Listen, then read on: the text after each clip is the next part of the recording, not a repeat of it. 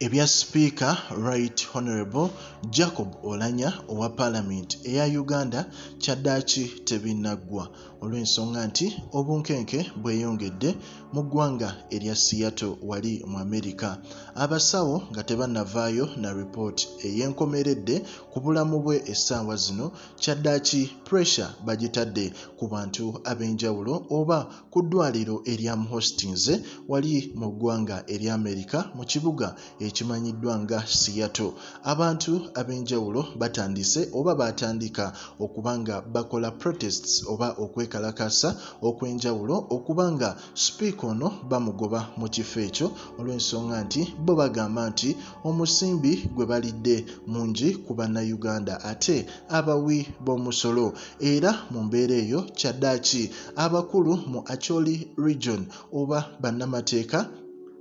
okuva side zawali mu Acholi region bavuddeyo ne bagamba nti kino kiswaza ate kiswaliza ddala olw'ensonga nti omusimbi gwe bateeka mu mukulu Right Honorable Speaker Jacob Oulanyah ogusoba mu bukadde obwa $50,000 gwali muyitirivu oba ziyite 1.7 billion shillings eza wano e Uganda. Ne bagamba nti okusinga okuswaza omwana waabwe ku kyalo oba omwana waabwe ow'oku butaka side zawali Acholi, omukulu amanyiddwa nga Jacob Oulanyah, kyaddaaki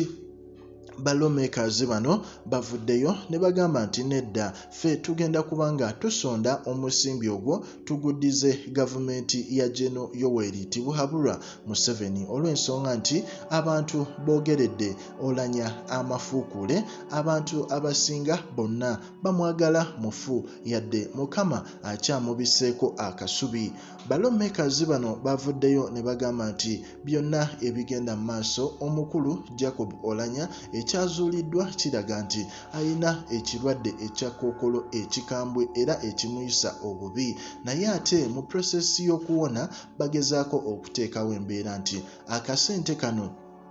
gavumenti ke yamuteekamu omutwala ebweru w'eggwanga wali mu America, akasente kano bagenda gezaako okutalaga ebifo mu Acholi region basobole okubanga akasente ako bakasonda bakaddize gavumenti. Tebaagala mwana waabwe aswale buswazi bw'atyo. Era abakulu bano bagenda kuba batandika campaign eno bagezeeko okubanga bafuna omusimbi guno ba fundraising campaign eno babenga baddizaawo gavumenti sente zaabwe eggwanga lireme kwogera ku mwana we waabwe oba ewewaka waabwe baleme mwogerako nga omu ku bantu abasingira ddala okwonoona sente y'omuwi w'omusolo. Era nga bikyagendera ddala mu maaso era nga ffe tulinze. Abakulu bano bavuddeyo olunywe ne balusonga mu ba National Unity Platform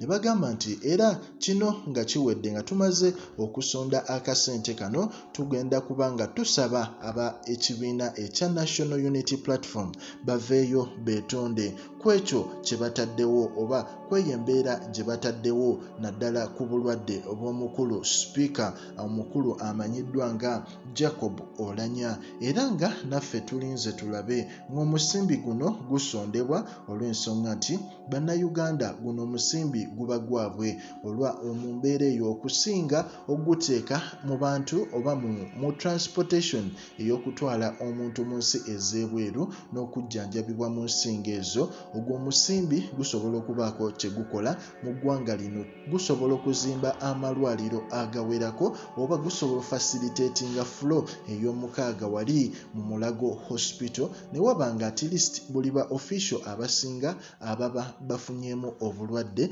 basobola okubanga babaddusa sayidi za wali e Mulago okusinga okubaddusa mu nsi ez'ebweru ne tubanga ffe nga bannayuganda tetuyina kye tubanga tufunyeemu.